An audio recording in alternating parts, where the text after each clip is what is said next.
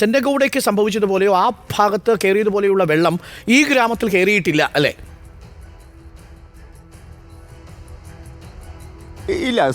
ഇപ്പോൾ തന്നെ നമുക്ക് ഇപ്പോൾ ദൃശ്യങ്ങൾ കാണാൻ കഴിയില്ല, ഇരുട്ട് വീടുന്നത് തന്നെ. പക്ഷേ ഇപ്പോൾ ഇവർ താമസിക്കുന്ന, അല്ലെങ്കിൽ ഇതൊരു പള്ളിയാണ്, ഈ പള്ളിക്കൊപ്പം അടുത്ത് തന്നെയാണ്, ഏതാണ്ട് ഒരു 5 മീറ്റർ 7 മീറ്റർ മാത്രം മാറിയാണ് ഈ പുഴ ഒഴുകുന്നത്. ഈ പുഴ ഏതാണ്ട് ഈ പള്ളിയുടെ അതേ നിരപ്പിൽ തന്നെയാണ് എന്നുള്ളതാണ്. കാരണം ഇതിനടുത്ത് തന്നെയാണ് സമുദ്രമുള്ളത്. അതുകൊണ്ട് തന്നെ ഏതാണ്ട് സമുദ്ര നിരപ്പിൽ തന്നെ നിൽക്കുന്ന വെള്ളം ഇവിടെയുണ്ട്. ഇവിടെയും ശക്തമായ ഒഴുക്കുണ്ട് എന്നുള്ളതാണ് പ്രധാനപ്പെട്ട കാര്യം. ഏതായാലും ഇവിടെ അത്തരത്തിലൊരു സാധാരണഗതിയിൽ മരങ്ങൾ ഒലിച്ചു വരാറുണ്ട്, മറ്റ് സാധനങ്ങളൊക്കെ ഒലിച്ചു വരാറുണ്ട്. ഇവിടെ പള്ളിയിലൊക്കെയുള്ള ആളുകളൊക്കെ ഇവിടെ ഇരിക്കുമ്പോൾ അത് കാണുകയും അത് പിടിച്ച് ഇങ്ങോട്ട് എടുത്തിടുകയും ചെയ്യുന്നത് സ്വാഭാവികമായി ചെയ്യുന്ന ഒരു കാര്യം കൂടിയാണ്. ഏതായാലും മൻസൂർ നമുക്കൊപ്പം ചേരുന്നുണ്ട്. ഇക്കാര്യത്തിൽ കൂടുതൽ പ്രതികരണം അദ്ദേഹം നടത്തുമെന്നാണ് പറയുന്നത്. രഞ്ജിത്ത് ഒന്ന് പറയാം, എപ്പോഴാണ് ഈ തടിക്കഷ്ണം കണ്ടത്? ಅದೇ ದಿವಸ ಅಲ್ಲಿ 8:30 ಆಗಿತ್ತಲ್ಲ, ಸುಮಾರು 10 ಗಂಟೆಗೆ ಇಲ್ಲಿ ಅವರು ಹಿಡಿದಿದ್ದಾರೆ. ಅವರು സാധാരണഗതിയിൽ ഇങ്ങനെ തടിക്കഷ്ണങ്ങൾ ഒലിച്ചു വരാറുണ്ടോ? അപ്പോൾ ഇങ്ങനെ പിടിച്ചിടുകയാണ് പതിവ്? ಈಗ ಬರ್ತದೆ, ನೀರು ಜಾಸ್ತಿ ಆದರೆ ಬರ್ತೆ ಹೊಡಿತಿದೆ. ಆದರೂ ಬಟ್ ಒಂದೇ ಸಲ ಬಂತದು, ಅವರಿಗೆ ಹಿಡಿಲಿಕ್ಕೆ ಆಗಲಿಲ್ಲ. ಮತ್ತು ಅವರು ಗೊತ್ತಾಯ್ತಲ್ಲ ಅವರಿಗೆ ಲಾರಿ ದಂಧಿ, ಆಮೇಲೆ ಹಿಡಿಲಿಲ್ಲ. ಆಮೇಲೆ ಅವರು അന്ന് കൂടുതൽ ഒഴുക്കുണ്ടായിരുന്നു ഇവിടെ? ಹೌದು, ಕರೆಂಟ್ ತುಂಬ ನೀರು ಸ್ವಲ್ಪ ಇದರ ದಿಳಿ ಲೆವೆಲ್ಗೆ ಆಗಿತ್ತು ನೀರು. ഒരുപാട് തടി ഒലിച്ചു വന്നിരുന്നു അപ്പോൾ? ಅದು ಲೋಡ್ ಪೂರ್ತಿ ಒಂದೇ ಸಲ ಬಂದಿತ್ತದು. എനിക്കൊന്നും അഭിലാഷ്, നമ്മുടെ രഞ്ജിത്ത് പന്നിപ്പാടിയാണോ ഒപ്പം ഉള്ളത്? രഞ്ജിത്ത് പന്നിപ്പാടിക്ക് കന്നഡ അറിയാവുന്നതുകൊണ്ട് കുറച്ചുകൂടി വ്യക്തമായി തീർച്ചയായിട്ടും ചോദിച്ചെടുക്കാൻ പറ്റുമായിരിക്കും. രഞ്ജിത്തിന്റെ അടുത്ത് കൂടി ഒന്ന് ചോദിക്കും, അദ്ദേഹം പറഞ്ഞത് എന്താണെന്ന്. ക്യാമറ പിടിക്കുകയാണ് രഞ്ജിത്ത്, രഞ്ജിത്തിനോടൊന്ന് ചോദിച്ചോളൂ. രഞ്ജിത്ത് എന്താണ് ഇപ്പം പറഞ്ഞത്, ഒന്ന് വ്യക്തമായി പറയാമോ? അതായത് എല്ലാ മരങ്ങളും ഒഴിഞ്ഞു വന്നിട്ടുണ്ടെന്നാണ് പറഞ്ഞത്. അതിലവർക്കെല്ലാം പിടിക്കാൻ പറ്റിയില്ല. കാരണം ടാങ്കർ മറിഞ്ഞിട്ടുണ്ടെന്ന് പറഞ്ഞതുകൊണ്ടാണ് അവർ കുറച്ച് മരങ്ങൾ മാത്രമേ പിടിച്ചിട്ടുള്ളൂ. ഓക്കെ രഞ്ജിത്തെ, ഒരു സംശയം അഭിലാഷ് ഒന്ന് ഗ്യാസ് ടാങ്കർ ഒഴിച്ചു വന്ന സമയത്ത് അവർക്ക് ഈ മുന്നറിയിപ്പ് വല്ലതും കിട്ടിയിരുന്നോ? അവരെ ഒഴിപ്പിക്കുകയോ മറ്റോ ചെയ്തിരുന്നോ? ആ ഭാഗത്താണോ ടാങ്കറും ഒലിച്ചു വന്നത്? അതുകൂടി ഒന്ന് ചോദിക്കൂ.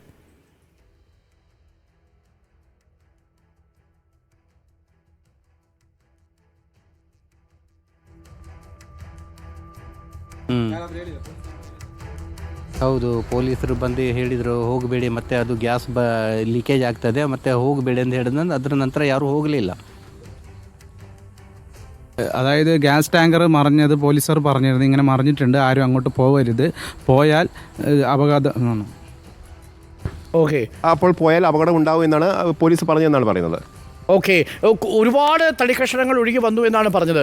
അതായത് ഈ കൂട്ടത്തോടെ ഏകദേശം എത്ര സമയത്തായിരിക്കും ആ ತಡಿಕಷ್ಟಣಗಳು ಇವರು ಕಾಣುന്നത്? ಕಡೆಗೆ ನಮ್ಮ ಇವರು ಬಂದರು, ಪಂಚಾಯತ್ನವರು ಬಂದರು, ಅವರು ಹೇಳಿದ್ರು ಹೋಗಬೇಡಿ, ಮತ್ತೆ ಇಲ್ಲಿ ಏನು ಬೆಂಕಿ ಎಲ್ಲ ಏನು ಮಾಡಬಾರ್ದು. ಸುಮಾರು 11:30 ಬಂದಿದ್ರು ಅವರು ಪೊಲೀಸರು. ಮರ ಸುಮಾರು 10 ಗಂಟೆಗೆ.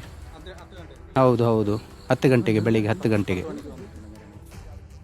രാവിലെ 10 മണിക്കാണ് മരങ്ങൾ വന്നതെന്നാണ് പറയുന്നത്. ഓ, അതായത് 1 മണിക്കൂർ കൊണ്ട് തന്നെ. അതായത് അപ്പോൾ ഒരു കാര്യം ഉറപ്പിക്കാം, രാവിലെ 10 മണിക്ക് തന്നെ തടിക്കഷണങ്ങൾ 8 കിലോമീറ്ററോളം ಅವರು ದೋಣಿ ಆಡಿಸ್ಲಿಕ್ಕೆ ಸಿಕ್ಕಲಿಲ್ಲ. ಆ ಕಡೆ ಈ ಕಡೆ ಅವರು ಹಿಡಿಲಿಲ್ಲ. 4-5 ಪೀಸ್ ಹಿಡಿದಿದ್ರು ಅವರು. ಆಮೇಲೆ ಬಿಟ್ಟು ಬಂದರು ಅವರು. അതായത് രാവിലെ 10 മണിയോട് കൂടിയാണ് ഈ തടിക്കഷ്ണങ്ങൾ ഒഴുകി വന്നത്. ഒരുപാടെണ്ണം വന്നിരുന്നു, പക്ഷേ കൂടുതലൊന്നും പിടിക്കാൻ കഴിഞ്ഞില്ല. അതായത് നദിയിൽ വലിയ തരത്തിൽ ഒഴുക്കുണ്ടായിരുന്നു. അതുകൊണ്ട് തന്നെ കിട്ടിയത് നമുക്ക് ഇന്നേറെ ഒന്ന് രഞ്ജിത്ത് പന്നിപ്പാടിയുടെ ചെവിയിൽ ഒന്ന് വെച്ചു കൊടുത്താൽ ഭാഷ കുറച്ചുകൂടി എളുപ്പം രഞ്ജിത്ത് പന്നിപ്പാടിക്ക് മനസ്സിലാവും എന്നുള്ളതുകൊണ്ട് നമുക്ക് രഞ്ജിത്തിനൊന്ന് വെച്ചു കൊടുക്കാം. ഞാൻ ഈ ചോദിക്കുന്ന ചോദ്യം രഞ്ജിത്ത് ഒന്ന് ട്രാൻസ്ലേറ്റ് ചെയ്ത് അദ്ദേഹത്തോട് ചോദിക്കണം. അദ്ദേഹത്തിന്റെ പേരെന്താണ്? ഒന്നുകൂടി ഒന്ന് പേര് പറയാമോ?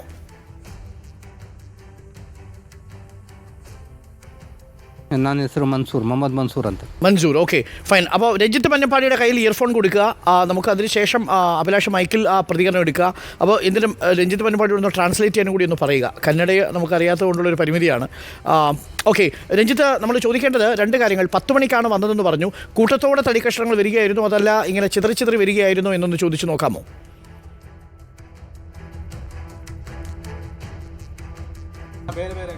ಇಲ್ಲ ಒಟ್ಟಿಗೆ ಬಂದಿತ್ತಂತೆ ಅದು. ಒಟ್ಟಿಗೆ ಒಂದೇ ಸಲ ಅಂದರೆ ಅದು ಲಾರಿ ಬಿದ್ದದ ಹಗ್ಗ ಅದು ಯಾರು ನೋಡಲಿಲ್ಲ. ಅವರು ಹಿಡಿದವರು ಯಾರು ನೋಡಲಿಲ್ಲ ಇರಬೇಕು ಹಗ್ಗ ಬೀಗ. ಅಂದರೆ ನಾನು ಹಿಡಿಲಿಲ್ಲ ಆಗಿದೆ. അത് ഒന്നിച്ച് വന്നതല്ലെന്നാണ് പറഞ്ഞത്. അല്ല, ഒന്നിച്ച് വന്നതെന്നാണ് പറയുന്നത്. എന്താണ് രഞ്ജിത്ത്, ഒറ്റയ്ക്ക് ഇങ്ങനെ ചിതറിയാണ് വന്നത് എന്നാണോ? അല്ല ഒന്നിച്ച് എല്ലാം ഒന്നിച്ച് വന്നതെന്നാണ് പറയുന്നവർ.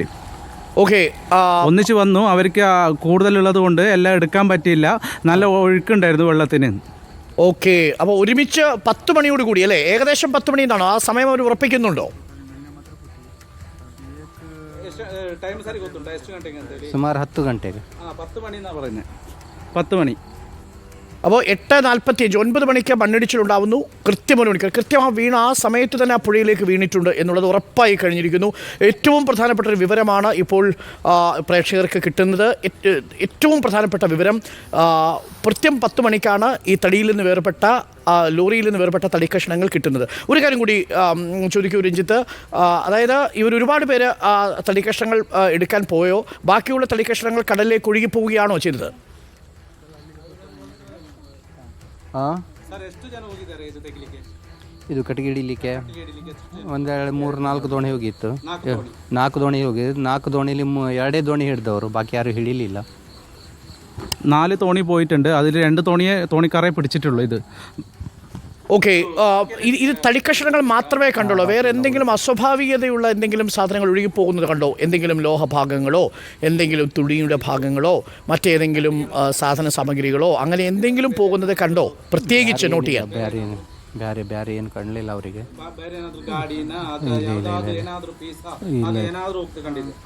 ಇಲ್ಲ, ಅವರು ಏನು ನೋಡಲಿಲ್ಲ, ಬರೀ ಕಟ್ಟಿಗೆ ಅಷ್ಟೇ.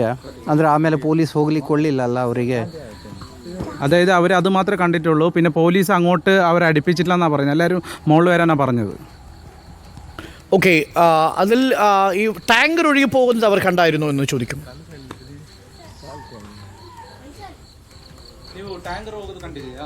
ಟ್ಯಾಂಕರ್ ಅವರು ನೋಡಿದರು. ಟ್ಯಾಂಕರ್ ಬಂದ ನಂತರ ಅವ್ರಿಗೆ ಹೋಗ್ಲಿಕ್ಕೆ ಕೊಡಲಿಲ್ಲ ಅಲ್ಲ ಮ್ಯಾಲ ಕಡೆಗೆ. ಅದಕ್ಕೆ ಗ್ಯಾಸ್ ಲೀಕೇಜ್ ಆಗ್ತಿದೆ ಅಂದು ಅವರು ಮತ್ತೆ ಪೊಲೀಸರು ಬಂದು ಪಂಚಾಯತ್ನವ್ರು ಬಂದು ಎಲ್ಲ ಹೇಳಿದ್ರು ಹೋಗಬೇಡಿ ಅಂದು. ಅದರ ನಂತರ ಯಾರು ಹೋಗಲಿಲ್ಲ.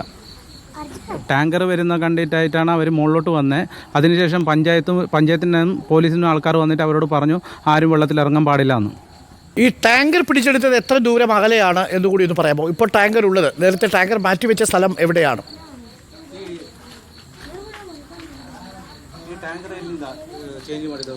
ಅಲ್ಲಿ ಮ್ಯಾಲೆ ಸಗಡಗಿರಿ ಇಲ್ಲಿಂದ 2.5 കിലോമീറ്റർ ಅಷ್ಟೇ. ശകടഗിരി എന്ന് പറഞ്ഞ സ്ഥലമാണ്. ഇവിടുന്ന് ഏകദേശം 2.5 കിലോമീറ്റർ. ഒരു കാര്യം കൂടി അദ്ദേഹത്തോടൊന്ന് ചോദിക്കുമോ? കാര്യം 3 ടാങ്കറുകൾ അവിടെ പതിച്ചിട്ടുണ്ടാവാൻ സാധ്യതയുണ്ടെന്ന് കേട്ടു. അതിൽ മറ്റെന്തെങ്കിലും ടാങ്കറുകളോ ഏതെങ്കിലും ലോറിയുടെ ഭാഗമോ അങ്ങനെ വാഹനത്തിൻ്റെ ഭാഗമോ എന്തെങ്കിലും പോകുന്നതായിട്ട് ശ്രദ്ധയിൽപ്പെട്ടോ എന്നൊന്നും കൂടി ഇത് ചോദിക്കും.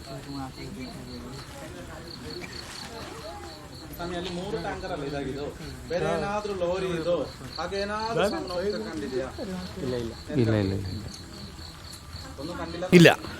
ഒരു കാര്യം കൂടി ചോദിക്കൂ രഞ്ജിത്ത്, അതായത് വെള്ളത്തിന് ചൂടുള്ളതായിട്ടോ അതല്ലെങ്കിൽ ഒരു സ്ഫോടനം നടന്നതായിട്ടോ എന്തെങ്കിലും പൊട്ടിത്തെറിക്കുന്നതായിട്ടോ അങ്ങനെ എന്തെങ്കിലും ശബ്ദം കേൾക്കുകയോ അവിടെ ആളുകൾ ഒരുപാട് പേര് ഓടിപ്പോയി വളരെ പാനിക്കായിട്ട് പേടിയോടുകൂടി ഓടിപ്പോവുകയോ അങ്ങനെ എന്തെങ്കിലുമൊക്കെ അവിടെ ചെയ്തിട്ടുണ്ടോ? ഈ വെള്ളത്തിനുള്ളിൽ പൊട്ടിത്തെറി അങ്ങനെ എന്തെങ്കിലും അവർ കേൾക്കുകയോ ശബ്ദമല്ലോ കേൾക്കുകയോ ചെയ്തു എന്ന് ചോദിക്കും.